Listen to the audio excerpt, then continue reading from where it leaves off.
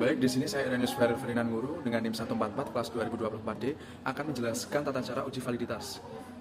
Uji validitas yang bertujuan untuk menguji tingkat kevalidan atau kesesuaian angket yang digunakan oleh peneliti untuk memperoleh data dari responden yang prinsipnya mengkorelasikan atau menghubungkan antara masing-masing skor item atau soal dengan skor total dari jawaban responden.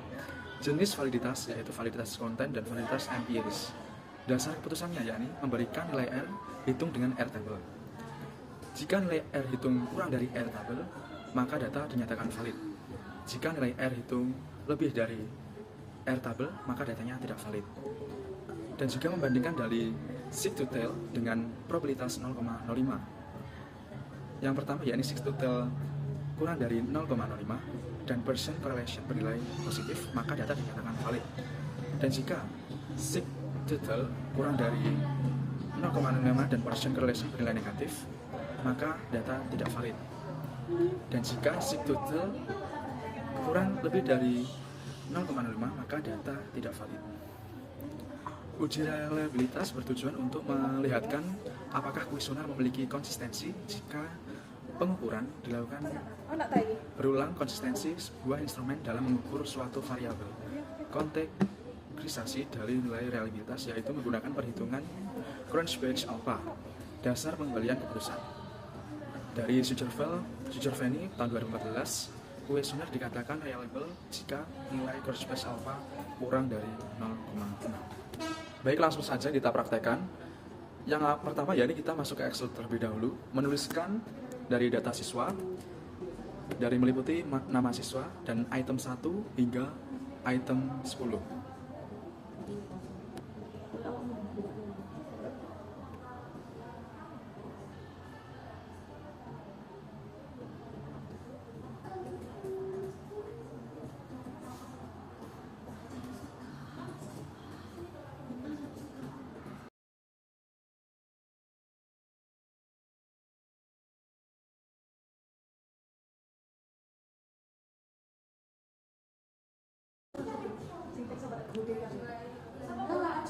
Baik, setelah kita menuliskan dari nama siswa, item 1 hingga 10, selanjutnya kita menyalin dari data di Google Form, meliputi dari nama siswa dan juga item dari berbagai nilainya, yaitu item 1 sampai item 10.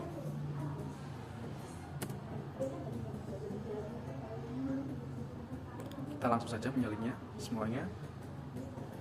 Saya memakai sejumlah 20 data responden. Dimasukkan di Excel, mulai dari namanya terlebih dahulu.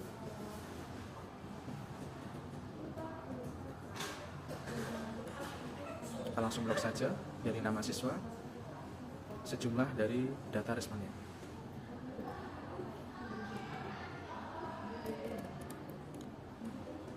Selanjutnya kita memasukkan dari jumlah dari responden, total nilainya. Kita blok saja dari item 1 hingga item 10 sesuai dengan data responden sejumlah 20. Kita langsung saja blok yang sama sesuai dengan di Google Form, 10 item.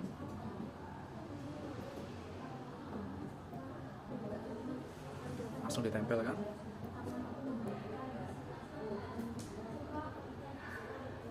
Selanjutnya ya ini kita menuliskan item hasil di Excel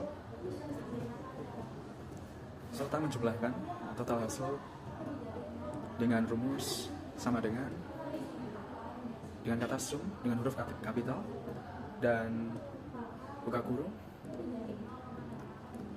di blok dari per nama dan itemnya, langsung ditutup kurung, langsung di enter, nanti langsung keluar jumlah nilainya. Untuk mempersingkat waktu, langsung saja kita blok dari atas sampai bawah, dari item hasil, langsung saja di enter, maka akan muncul seluruh nilai dari data nilai pada responden. Selanjutnya kita ke file new, dan di bagian data kita membuat file new di bagian data di variable view. Kita menuliskan di bagian nama item 1 hingga item 10 dan juga hasil.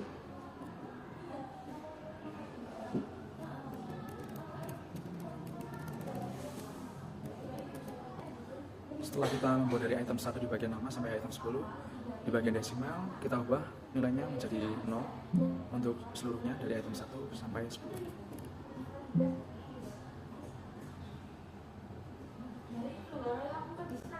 Setelah diubah menjadi desimal 0, langsung masuk ke measure, diubah ke scale dari item 1 hingga item 10. Langsung saja diubah.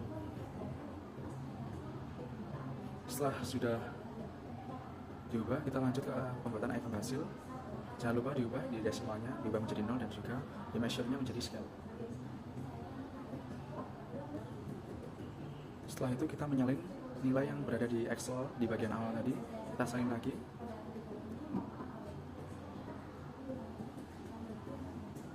Kita masukkan ke bagian SPSS bagian dari data view.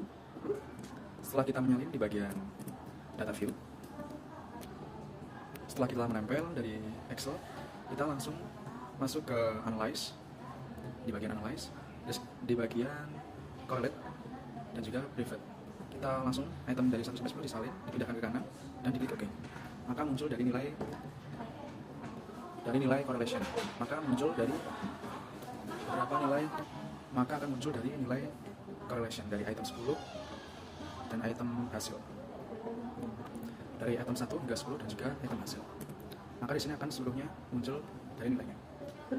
Dari hasil nilai dari correlation, dari item 1, dari sig total dan juga Partial correlation, di sini saya mendapatkan hasil kurang dari 0,05. Maka data tersebut dinyatakan valid dikarenakan nilai dari 0,05.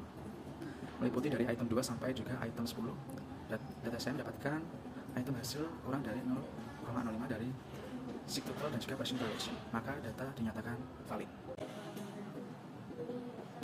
Selanjutnya kita kembali ke data awal. Kita lanjut ke hitung lagi, lanjut ke scale dan reliability. Kita langsung klik ke kanan lagi di blok dan juga diklik statistik dan juga scale if item delete. Lanjutkan diklik di continue. Oke. Maka langsung muncul nilai baru lagi di bagian reliability scale all variable. Di sini muncul yang saya ingkari ini dari reliability statistik. Dapat kita simpulkan bahwa di data reliability statistik di bagian current batch alpha kita mendapatkan nilai 0,734. Maka dinyatakan bahwa data tersebut dinyatakan valid dikarenakan lebih dari 0,06 yang saya lingkari ini. Maka data yang saya buat demikian adalah valid. Baik, demikian berikut itu tadi merupakan tutorial cara dari uji validitas dan reliabilitas yang mana dapat disimpulkan bahwa seluruh data merupakan data yang valid. Mungkin itu saja penyampaian tutorial dari saya.